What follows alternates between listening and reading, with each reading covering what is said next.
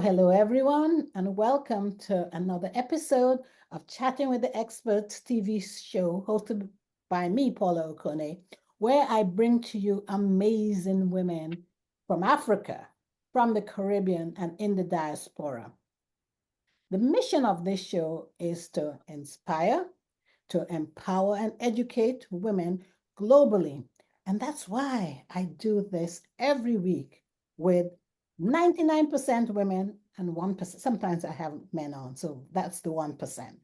Every week I have a special topic, but this topic this week is different. We are going to be talking about how to relax, reflect, reset, and refocus.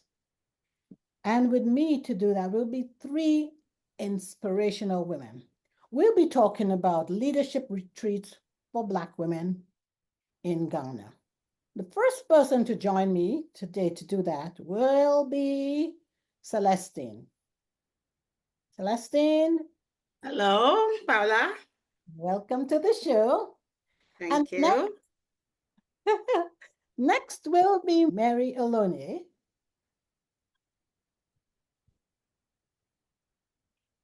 We're waiting for her to join us. Hello, Mary. Hello. Hello, Paula. Nice to be here. Thanks for joining us. And last but not least will be Miss Tesse Akpeki. Tesse. Hello, Paula. Hi. Let's see. Tessie's about to start her computer or start her video. There we go. Hi. As I said, we have three amazing, I'm including myself, so four amazing women talking to you about destination retreats in Ghana. Why destination retreats in Ghana? I'll first of all let Mary lead this because she was the one who came up with the idea, and she'll tell you why. Thank you, Paula. I'll tell you how this came about. One day in January, I think it was this year, I was on LinkedIn because, I do some writing and sometimes I post on LinkedIn. And I was just going through my usual rolling through. And then I saw this beautiful picture of this beautiful woman. And she has such a beautiful smile, the type of smile that makes you want to smile back. So what's this lady up to? What's this about? And then I read the post, and it was one of the saddest things I'd ever read because this woman, her name was Antoinette, and they called her Bonnie Candia Bailey. And she had been a vice president of student affairs at Lincoln University in Missouri. Anyway, it turned out that she had experienced what she alleged to be a lot of bullying and harassment at work. And she wasn't being listened to. She didn't feel like she was listened to, and she appealed to human resources. She talked to the president of the university, but she dismissed. She was frustrated and depressed and angry. And in the end, she wrote a letter on January 8th to the president, and then she took her own life. And it was so sad because she looked so beautiful. Her face was so happy, hopeful, and the smile sticks with me still. But that wasn't all. Then I started reading all the comments, and it was an endless scroll. You'd read woman after woman after woman expressing their sorrow. They were grieving for this woman. It hit them hard too. And a lot of them had gone through exactly the same kind of feelings at work, workplace hostility, not being listened to, disparity in treatment, all those things. It happens to women in higher education. It happens in other leadership roles in other types of corporations. But what amazed me was just the number of people with exactly the same thing. And women in general face this, women of color in particular, and most particularly Black women. And it really upset me. And I remember reaching out to different women I know. and sharing with them how I felt about this. And you, Paula, you're one of those people. Yeah. Celestine is another one. And I sent the article to you, pictures and the comments.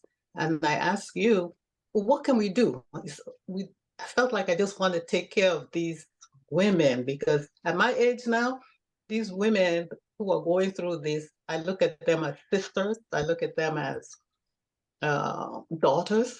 I look at them as nieces. And I wanted to do something. So then you and I talked. Celestine talked, Tesse talked, and an idea was born. How can we help? And so the retreat started there. I'll let you all continue on with that. That was the idea. Mm-hmm. For those of you listening, I'm sorry, but I didn't introduce Mary.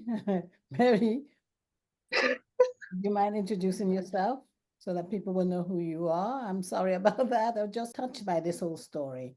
Then I asked you to go straight into this without letting you introduce yourself for just 1 second. Just, even if it's 30 seconds, to say who you are. I'm Mary. Oh, no problem.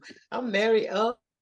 Mary Oluonye. I'm a travel consultant, one of the co-owners of Selma Travel and Tours, USA. I'm based in the USA and work with Selma in Ghana to design tours and custom design tours for people. We do destination management in Ghana. And some a little bit in Nigeria as well. So anything that needs to be done in Ghana, we can take care of it, including taking care of our women, I might add. I'm also a writer, and I help especially marginalized writers and underrepresented writers improve their writings and edit to help them produce books that are their dreams of writing. So that's what I do in a nutshell. Well, thank you. Thank you so much. You're welcome. Welcome. Yeah, I'm still talking about that. It's touched my heart. But I'll go next to Celestine. Tell us a little bit about yourself and then why did you decide to join us on the show today? Thank you, Paula. My name is Celestine Afatsawo. I'm in Ghana. I'm also a co-founder and director of Summer Travel and Tours. I work with Mary most of the time with the ground handling. I do the coordinating of most of our tours in Ghana. I'm also the director of Summer Travel and Tour, the office in Ghana. I work also with Agro Consult. We work with farmer groups, women. We train women on farming and help them to establish themselves. Okay, thank you so Yeah, my profession actually is I'm an accountant. I worked for some time and I retired. And we found the Summer Travel and Tours, and for now working with ourselves. Yes. Okay. So, Thank you. That's about me. I'm a family woman. I have 4 kids, 3 boys, 1 girl. Thank you. Thank you. Thank you so much for telling us the connection between you and Mary. And last but not least, again, is Tesse. Tesse, tell us about how you became involved with this retreat, please. Yeah. Hi, everyone. I'm Tesse Akpeki. I live in the United Kingdom. I'm based in Wembley in England, and I am a leadership strategist and a governance expert. And last year I was voted the champion for governance for the United Kingdom and Republic of Ireland, and also made a master coach for the Association for Coaching. Very passionate about storytelling, very passionate about women's empowerment, and absolutely focused on people having the freedom to be their best selves in whatever situations they are. Paula, you contacted me and told me of Mary's passion, based really stoked by the sad story that Mary has shared. And you invited me to be involved. And it was a very easy yes, actually, because no one should be in a situation where they think the only way out is to take their own lives. And for me, I just felt that there was something which was beyond just surviving. there's something to be looked forward to in thriving and flourishing wherever people are. All right. Got you. Yeah. So we're all here to talk about reflecting, resetting, restoration, and wellness in a leadership conference and retreat. Let's talk about that. With what we've heard, how can we reflect, reset, and restore in this conference that we are planning in January? Tessie, I'll throw that question out to you. I love the 4 hours, but what it means is that each time we go into register, like if we're resetting, we actually say, what does a reset look like here? If we're relaxing, what does it mean to relax in this situation? If we are repairing, restoring, what does that look like? So the main thing here is that the encouragement, invitation is for women to leave behind, wherever they're coming from, to leave behind what is heavy, what is not working, what is not serving, and come with an open mindset to say, okay, what can we be, do, or feel instead? And what we hope to do is that by holding that space, by hosting that space, which is a different kind of space of possibility, women will be freed up to see what can replace where they are, or if they're in that place, what can keep them in that place? Because some people would have probably arrived at somewhere where they're quite content, but there's something about sustainability. So having reached where we are, how do we stay here, and even better if we can get to the next stage? I love that. With that being said, I'm going to throw out the question to Mary and Celestine to say, so why did we choose Ghana? What's special about that location? Why Ghana? Why not Nigeria? Why not Kenya? Why not South Africa? Celestine, do you want to go first? Go ahead, please. Okay, why Ghana? Ghana is a most hospitable country. I visited Ghana maybe about, when I first came was maybe 7 years ago or so. Yeah. And I went there and I wasn't sure what to expect. And by the time I left, the first time I only stayed like about 7 days, 10 days. And when it was time to leave, I realized, you know what, I'm coming back here. The immigration official told me on my way out, Adam, did you have a good time here? I said, yes. He said, what did you like about it? What I really liked about Ghana was the people. The people are so hospitable, so welcoming, so courteous. Not only that, beautiful. A lovely place to just get away, relax. If you love beaches, they got beaches. If you love mountains, they have mountains. If you love lakes, they have lakes. If you like, what else is there? Forests, they have forests. And it's just a beautiful country and it's peaceful. What more do you want? It's just a very lovely country in West Africa. If you want to, and it's welcoming. And not only that, there's a strong connection between people in the diaspora. They have a connection to Ghana because Ghana has welcomed people of African descent, no matter where they are in the world, to come home to Ghana because that's what they want to. That's what's lovely about Ghana. What do you think, Celestine? Yes, you've said it all. And also, Ghana is a peaceful place to come and actually reflect and relax and get away from a lot of things in your environment that is getting you off your life. So Ghana gives you a deep reflection of who you are that you can't find where you are. And Ghana opens to our Black people in the diaspora to come home and feel at home. And we feel bringing people from the level of leadership retreat type we want to do to Ghana will give them that peace. So this will see the theme of the retreat: reflect, relax, and refocus. We feel Ghana has all the environment, the culture, the tradition, and the property to give that theme that we chose for the retreat. So we chose Ghana for all these reasons, and we hope it's going to be very good. Yes, I'm sure it's going to be very good, because there's one thing that we talked a lot about, and that's restoration.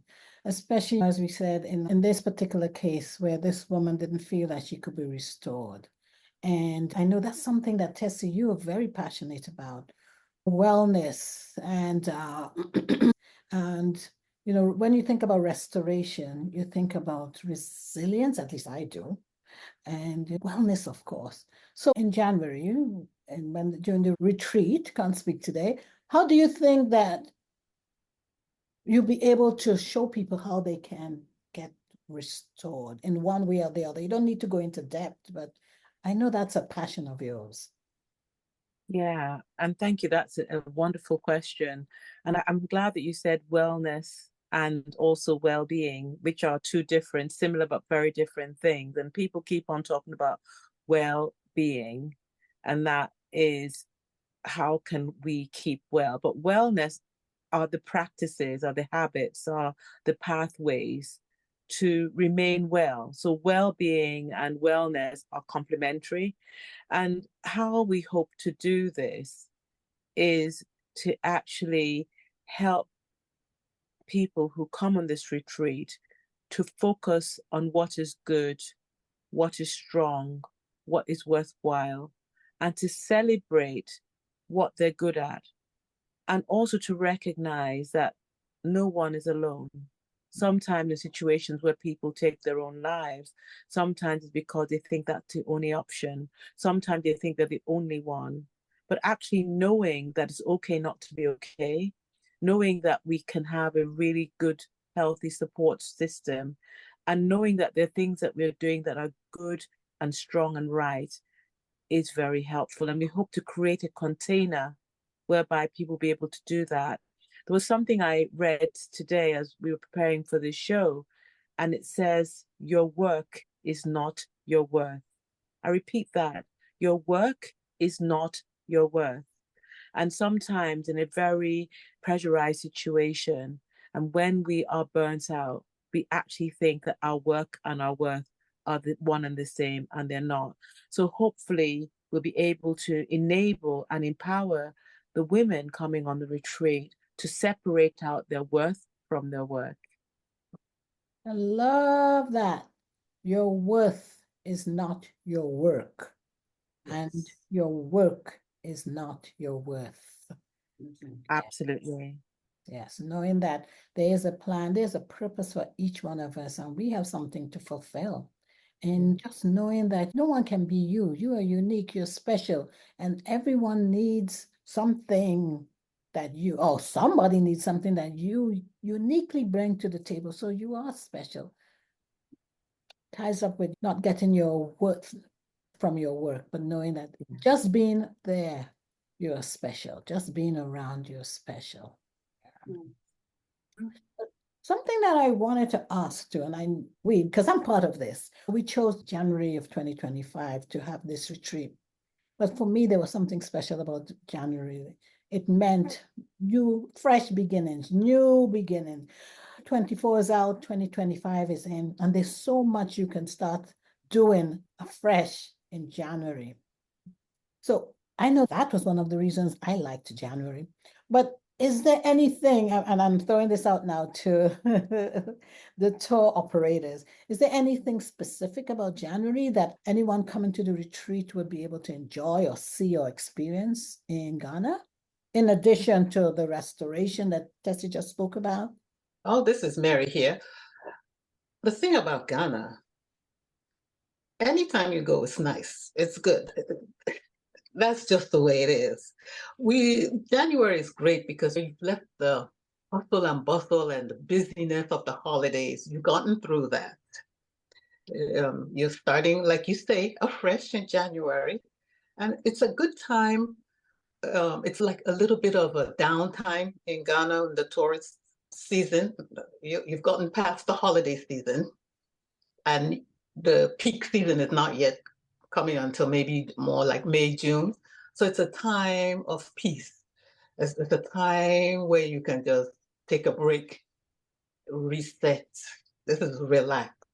No major crowds around. It's not a high tourist season. So it's a quiet time. And these are the women we want to have a quiet time after all the rush of the holidays, the stress of work. It's a good time to reset.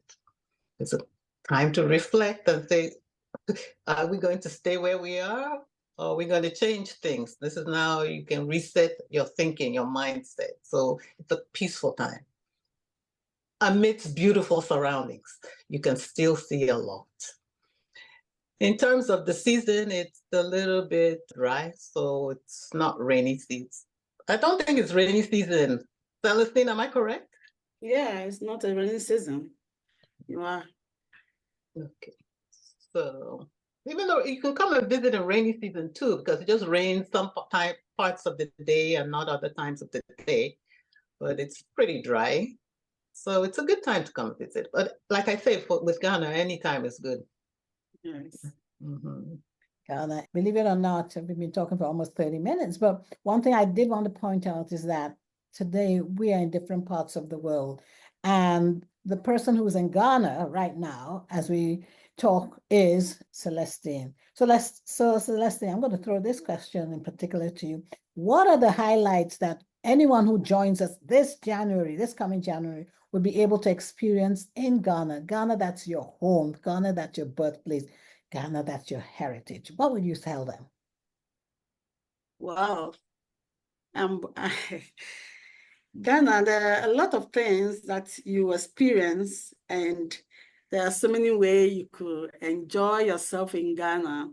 If you like music, you enjoy it in Ghana. You like dancing, you like to have nights out, and if you like to be by yourself at the beach, yeah, and you like to experience the people, their daily life, there's a way of making it possible for you to experience people. You can have a chance to visit people in their homes, stay with them and experience their daily life, and you like it. You have chance to see people going about their livelihood, life at the streets, selling. There are a lot of things, culture, engagement with people. You don't have to fear anything. Just relax. You can be on yourself alone without a guide, without Miss Celestine, the tour operator. You can just be on the street to observe yourself. You have freedom to ask questions. Anyone, the people are good. In that way, people are good. Anyone that see that, oh, you look a bit like a foreigner, will stop, would like to help you. You see someone, you're walking, the person realize you're getting, like, you are nervous, or maybe you don't know exactly what to do. You will see this kind person coming nearer to you and say, can I help you? So you won't fear, you won't be worried to come to Ghana anytime to experience a good time. It's a good place to come and relax. Come and you enjoy it. Yes. Can I add one thing too? Sure. Yes.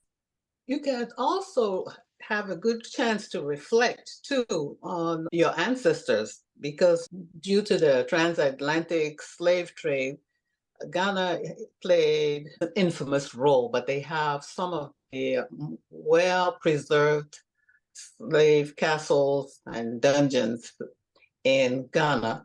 Often many people from the diaspora like to come in and reflect on what their ancestors went through and the resilience and strength of those captured Africans that were taken to the Americas, and their strength and how they survived such horrors, and it adds to a sense of who you are and what your people have gone through and the strength of Black people. So that's another very good point of reflection in Ghana.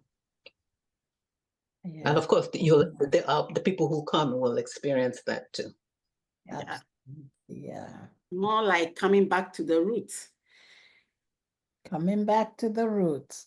And that's Yes. very important, especially as you said, this is a destination and leadership retreat for Black Yes.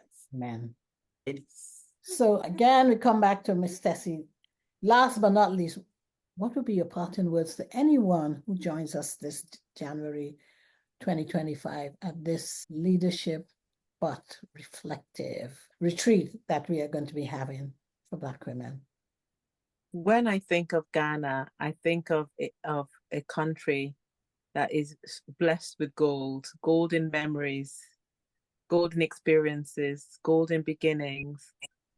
And what I'd like to reflect on as we leave is an invitation for women to invest in themselves so that they can embrace that gold, the golden future, the golden presence, and then let go of the past through the golden release.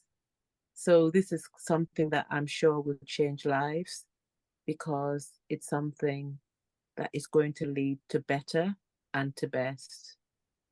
Oh, I love that. Something that is going to lead to better and to best. And with that, we're going to open up the floor to those of you who have joined us today, who have questions for all four of us, whether it's me, the host, and how come I'm connected with these dynamic women, or Celestine, who is in Ghana, and we can say is the Ghana expert, to Mary, who's the author. We mentioned author, we didn't, but you can ask her about that, why she has written children's book for Black children.